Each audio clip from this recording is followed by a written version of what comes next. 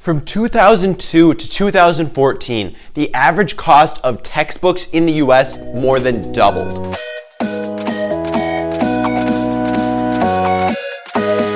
How are you guys doing today? My name is Apple, and today we're filling in the financial gap between schools and the real world. And today we're back at it with another video on how to save money as a college student. This time we're talking about how to save money on textbooks as a college student. And this is a really important topic because the average college student actually spends about $1,300 per year on textbooks, totaling up to more than $5,200 by the time you graduate. You will have spent on textbooks. So this is a really important area to make sure that you're getting the most bang for your buck and cutting back on expenses wherever you can, because there are some really good ways to save a lot of money on textbooks if you know what you're doing. So I wanted to share these with you guys because I've been using these for the last couple semesters and they've really benefited me. They've saved me hundreds of dollars already, and I've only been in school for 2 semesters. So I know they can help you guys out, and I know they can save you guys a ton of money if you're just coming to college for the first time, or if you've been at college for a couple of years now. I'm sure there's something in this video for you. All right, so without further ado, let's hop right in. Leave a like, subscribe, share this video with a friend. Let's do it.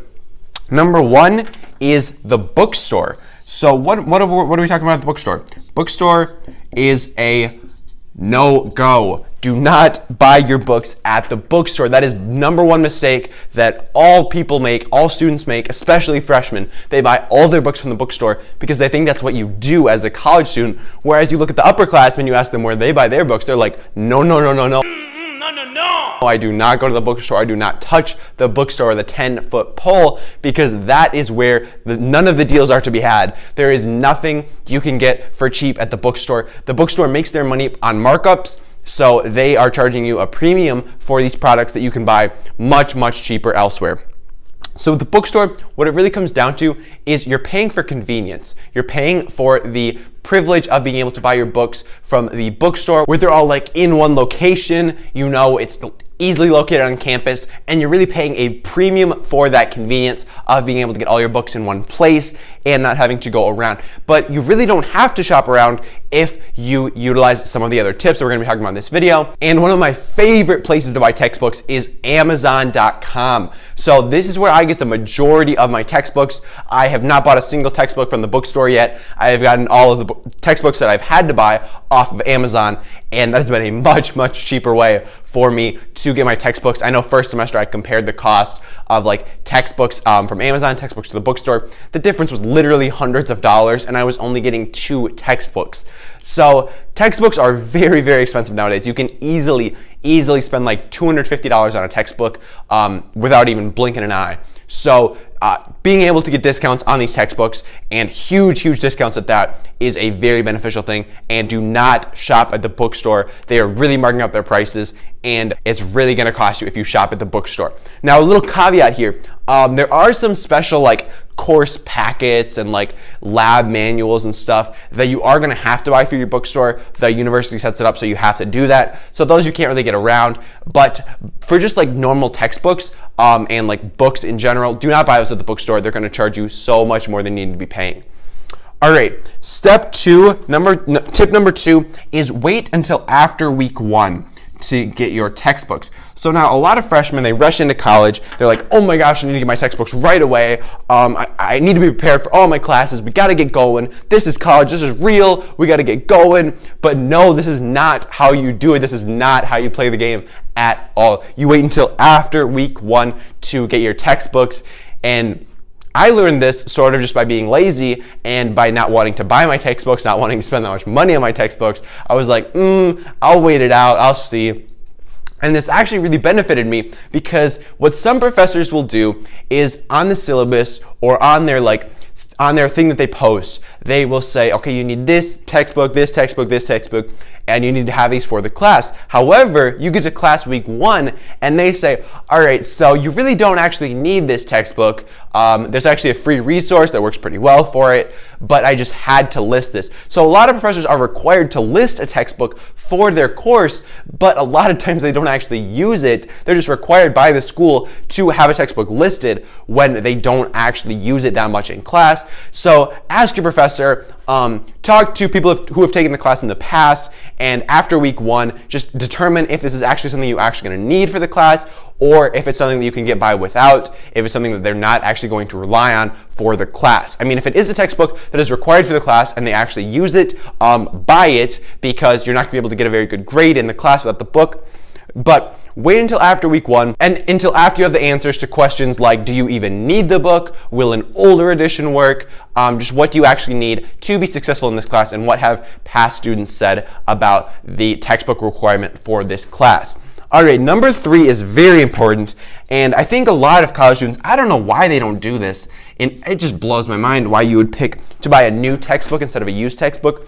I mean, they're not going to sell you a used textbook with like pages ripped out or like stuff scribbled all over the pages. That's not what they do at Amazon, at any place you're going to buy a used book. They're going to screen them. They're going to make sure that they're in great condition. They're not going to buy the book back if it's in like terrible condition, if the pages are like ripped out and stuff. No, they're not going to buy that book back. So they're only going to sell you used books that are in decent condition or great condition. I mean, all the textbooks that I've bought so far have been used, and they've all been in really, really good condition. I'm like, how has somebody used this and kept it in this great condition? Like, after me using the textbook, I'm sure it wasn't in as good of a condition as I got it in. But I think buying used textbooks is a great way for college students to save a ton of money. I mean, used textbooks can be like literally half the price of a new textbook.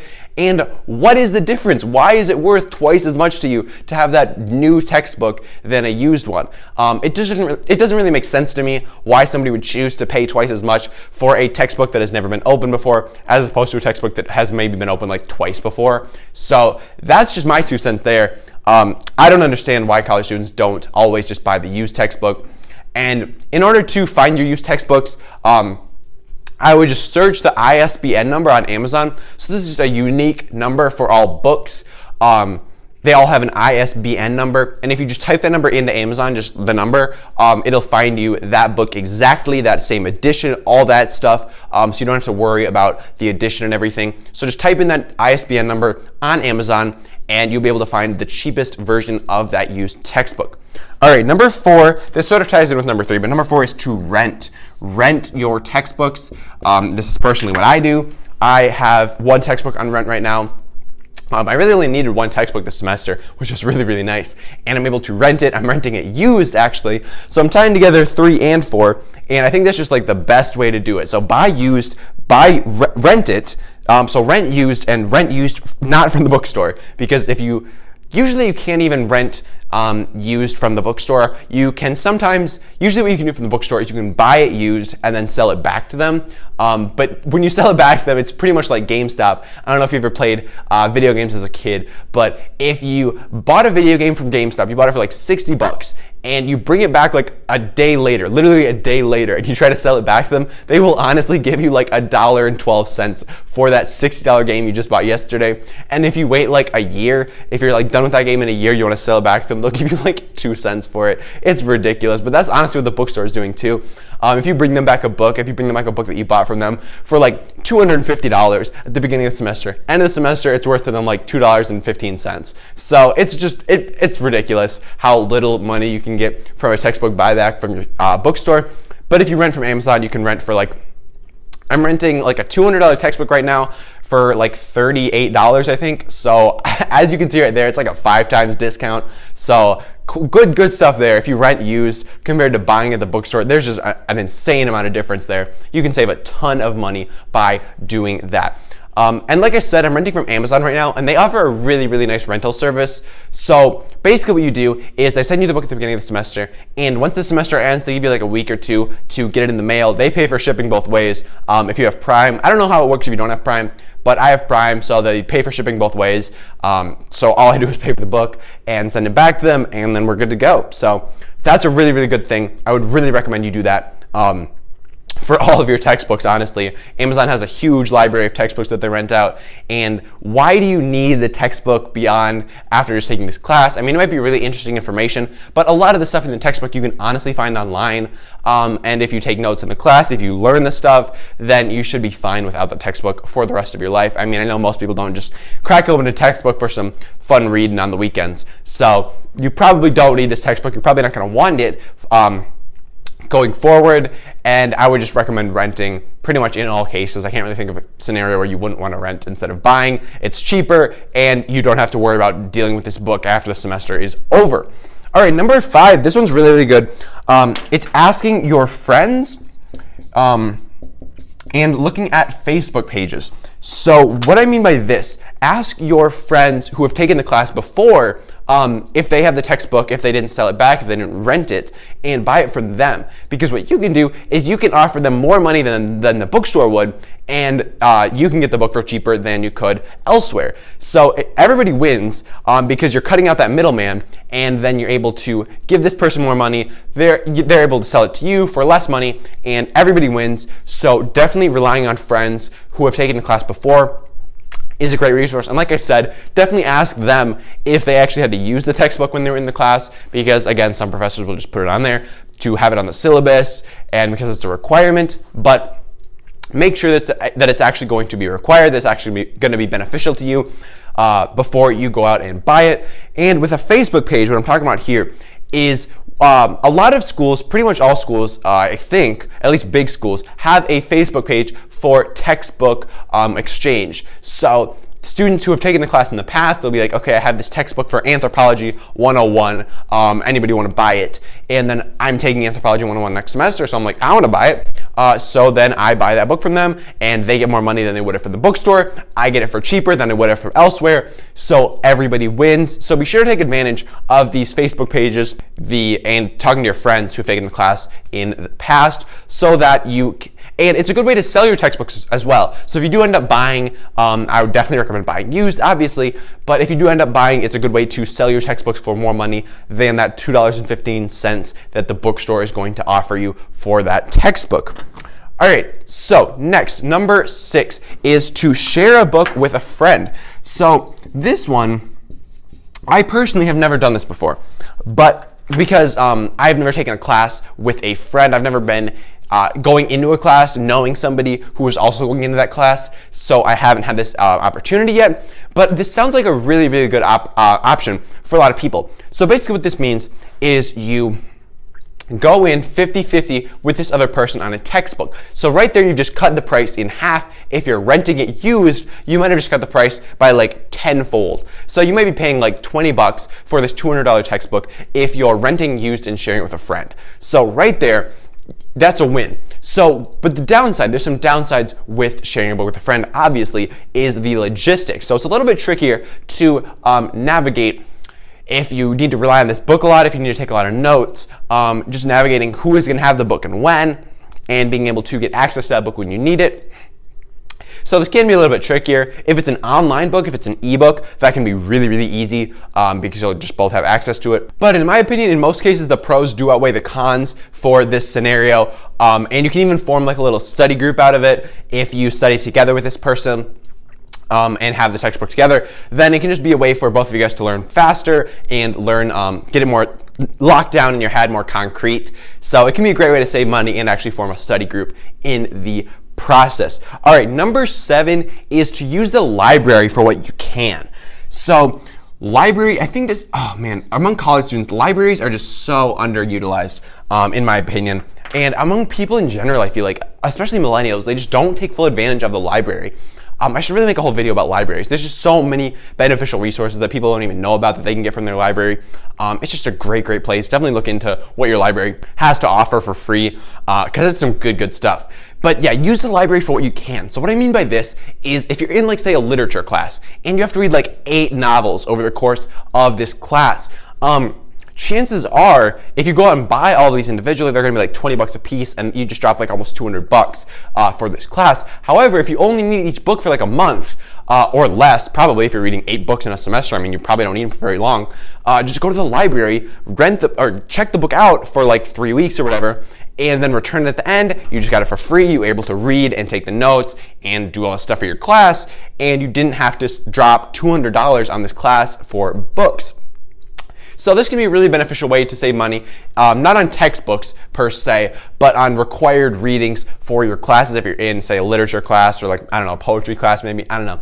Just classes where you don't have that traditional textbook and you have more of like a novel or some other kind of book that a library would carry. It can be a really beneficial way to do that. And I mean, you can honestly renew these books like 3 times, probably is going to be the max at most places, but get the book for like 3 months. That can cover most required readings for any class that are not like a full textbook. So it's a really, really good resource, and I can't express enough how much I value what libraries do and the resources that they provide, because they are just so valuable to me.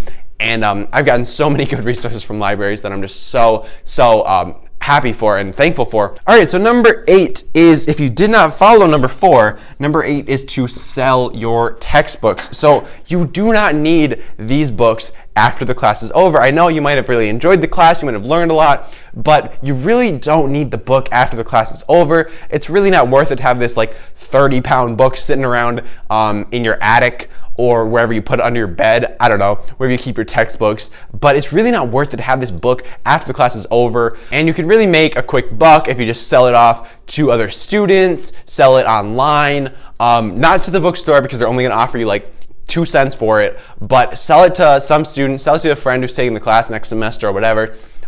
It's a good way to get this out of your life, this like 30-pound textbook that you're hauling around, just get it gone and get a couple bucks in the process. So definitely sell your textbooks, don't hold on to them. Why would you do that? And I mean, some people do make a whole business out of selling textbooks. This is kind of like a tangent, but there are some people on Amazon who buy a bunch of textbooks in the off season and then sell them off to college students in the on season. So definitely, if that's something you're interested in, be sure to check that out. I might link some resources to that in the description below. But like flipping textbooks, that can be a really, really lucrative business, I think, because textbooks the prices do really fluctuate. So like in the off season, like in the middle of the semester, textbooks are like rock bottom prices. But then right when semester's about to start, the prices are like way high. So it can be a good way to make a quick buck as well, if that's something you're interested in. But those were my top 8 ways to save money on textbooks as a college student. And I think if you apply some or even all of these things, you can really save thousands of dollars over the course of your college career. Like we said, the average student spends about $5,200 on textbooks throughout college. That's if they're going for 4 years. If you're there for longer, that price is just going up and up and up. But these are really, really beneficial ways to save thousands of dollars throughout your college career. And I think if you apply even just one of these things, you can definitely save hundreds and hundreds of dollars. I know I have applied all of these except for sharing a textbook with a friend, and I have benefited very, very greatly, and I've only been in college for 2 semesters. So that goes to show how powerful these strategies are. Anyways, thank you guys for sticking around. I really do appreciate it. If you enjoyed this video, leave a like, subscribe, share this video with a friend. I'll see you guys tomorrow, and until next time.